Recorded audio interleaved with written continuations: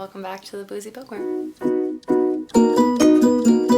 Alright, so we know our 5 main criteria that we'll be using to review this book, which is F. Scott Fitzgerald's The Great Gatsby. The wine that I have chosen to go along with the 1920s Great Gatsby is a sparkling rosé, a Veuve de Vernay. I don't know how you say it. It's this.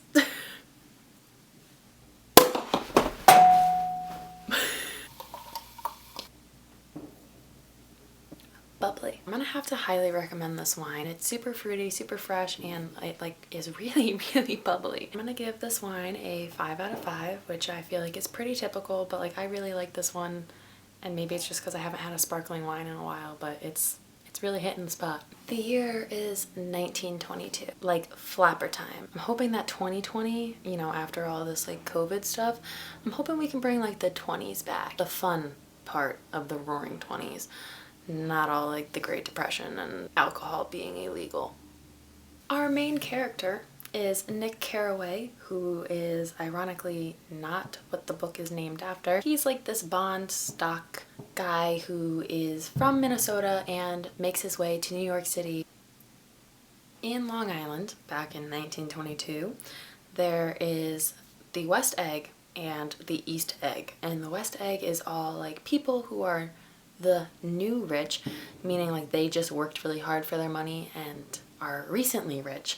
And then there is the East Egg people who are rich, but their family has been rich and it's passed down. And our main character, who is also the author, is kind of both, because you see he has earned his wealth, which is why he lives in West Egg, but he also has a cousin named Daisy who is established wealth, and her husband live on in the East Egg. Nick gets to Long Island and eventually goes to have dinner with his cousin Daisy and her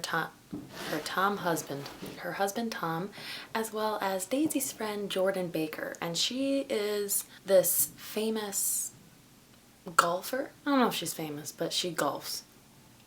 I wish you guys could see all the bubbles that are coming up. It's kind of like a lava lamp, but a fast motion lava lamp. It's kind of just, I guess, like a sparkling wine. This dinner becomes really uncomfortable because Tom gets a phone call and Daisy follows him out of the room because she thinks he's cheating on her.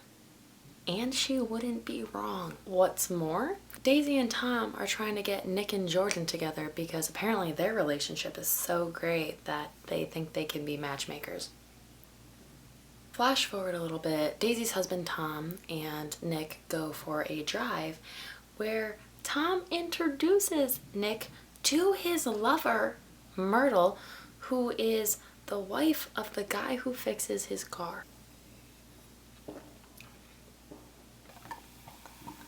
Tom, Nick, Myrtle, and her sister, Catherine, go to the apartment that Tom reserves for when he's having an affair with Myrtle to party. And just when you think, hey, nothing could be weirder than your cousin's husband bringing you to the apartment where he has an affair on your cousin with the person he has an affair with, it gets weirder. Because Myrtle says something about Daisy.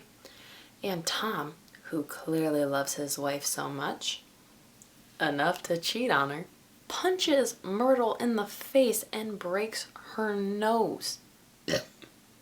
Oh yeah, also the name of this place is the Valley of Ashes, which is symbolic for the moral decay that happens in there, because the only things that happen there is cheating and deaths, and I've said too much. Anyway, Myrtle's broken nose effectively ends the party. Now we finally insert Gatsby. Nick receives an invitation to one of J. Gatsby's infamous parties. He's walking around this party and realizes that no one actually knows who Gatsby is or anything about him. People are like, I've heard he's a German spy. And other people are like, well, I heard he's an Oxford man. Meanwhile, there are like hundreds of people at his house. Nick meets up with Jordan and they're walking around the party and they meet this guy in the library called Owl Eyes, and I don't know, he's weird. They eventually go somewhere and end up sitting with J. Gatsby himself. And Gatsby's like, old sport,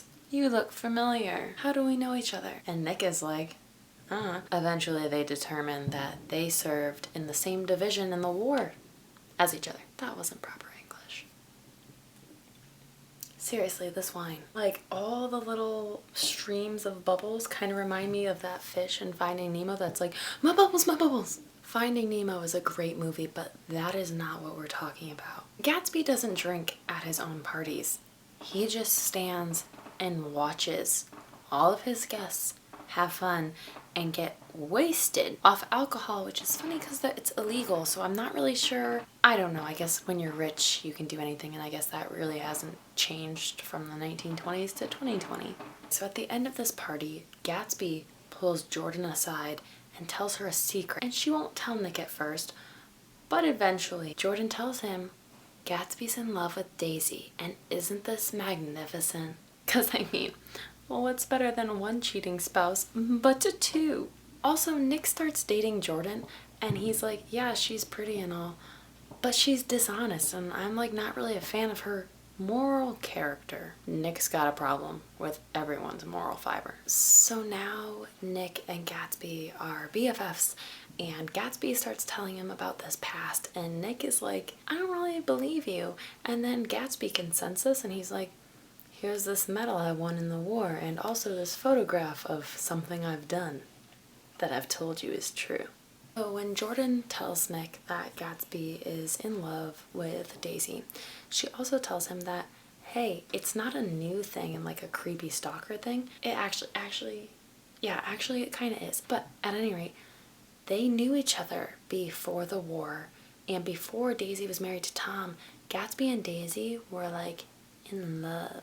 Gatsby actually did go to the war, and so when Gatsby left, Daisy was like, I'll wait for you, I will. And then she changed her mind and was like, JK, and then she goes and marries Tom. She receives a letter from Gatsby and she gets hammered before her wedding because she's like, but I love him, but Tom's practical and he's rich. Which, if we're being real, ladies, is a really big plus. And here's where the stalker part comes in, because Gatsby followed Daisy to New York and bought a house that is across from hers, and her dock, the dock that is at the lake, ocean, has a green light, and every night he just stares at the green light and is like, oh, Daisy, my dream, my Daisy. So Gatsby reaches out to Nick and is like, I would like to have tea with you and Daisy. I will have someone cut your grass if you agree to have tea with Daisy and I. And Nick is like, yeah, dude, that's fine, I don't care. The tea party day rolls around and Gatsby shows up to Nick's and it's pouring. And he's in the house and he's freaking out, he's nervous, he's like, maybe this isn't such a good idea. And Nick is like, it's fine, dude, it's just tea. Daisy shows up and Nick goes to be like, hey, here's Gatsby. Except Gatsby is gone, and Nick is like, WTF? Then there's a knock on the door, and Nick answers it to show a soaking wet Gatsby, because he left out the back, walked around the house, to just randomly show up. The whole tea party is weird and awkward. Then they leave to go to Gatsby's house so that Gatsby can show her all of his possessions. Weird flex, bro. I'm sorry, but if a dude is like, here's my car, and here's my house, here's this expensive Persian rug I have, and here are all my trophies, also here is a lot of other shit, I would be out in a heartbeat. And when things start getting weird between Gatsby and Daisy, Nick is like, I'm out. We eventually learn Gatsby's truth, which is that he dropped out of college, not Yale, after 2 weeks and boarded some guy's yacht Dan Cody, that's the guy's name, to work as the guy who supervised him while he got severely intoxicated. Dan Cody dies and leaves $25,000 to Gatsby, but his widow is like, I'm not giving you shit. So Gatsby vows to make his own money and become successful in his own way. You know, like you should.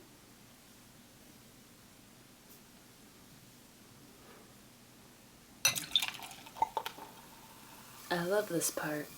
It means I've been successful. Gatsby throws another party, and Daisy and Tom show up, and she hates it because it's different than the other parties. I don't remember how. All I know is it's different and Daisy hates it. So her and Tom leave, and Gatsby is pissed because why does she hate it? And Nick is like, well, my dude, you can't just replicate the past.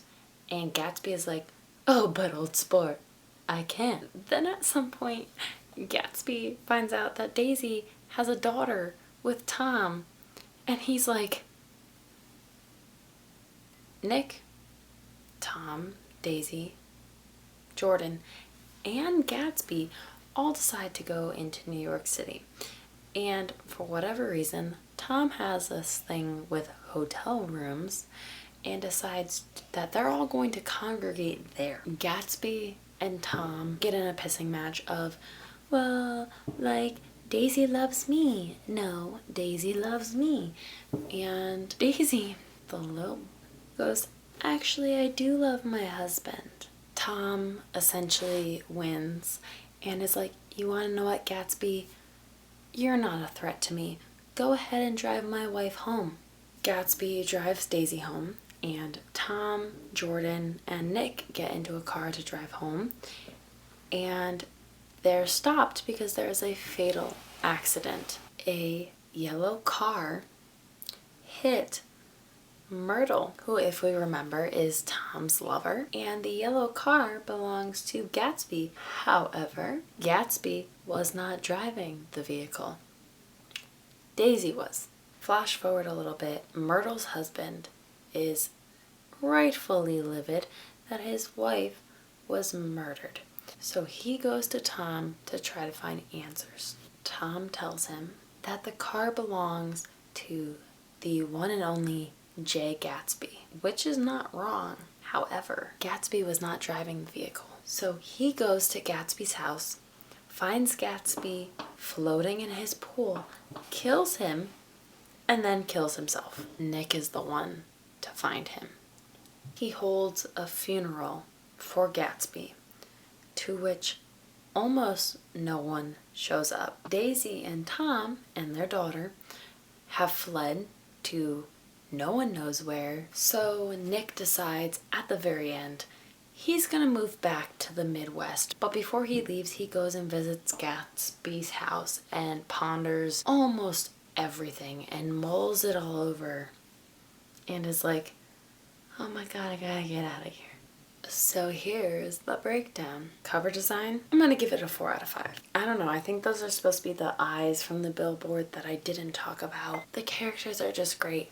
All in all, together, the characters are great. 5 out of 5. Plot, I am giving a 5 out of 5 too. I would love to read a similar book that is done well, because this was done well. The ending, I'm gonna give a 5 out of 5 too. Even though Gatsby dies, there's a lot that happens, and oddly enough, while Gatsby is the main character, he's not. There's so much that happens outside of him and because of him.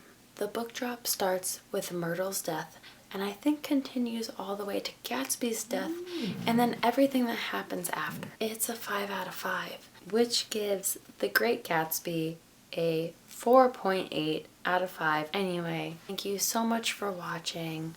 Please subscribe. If you've got a book you want me to review, go ahead and drop it in the comments below, or follow me at the BoozyBookworm on Instagram and DM me there. Until next time.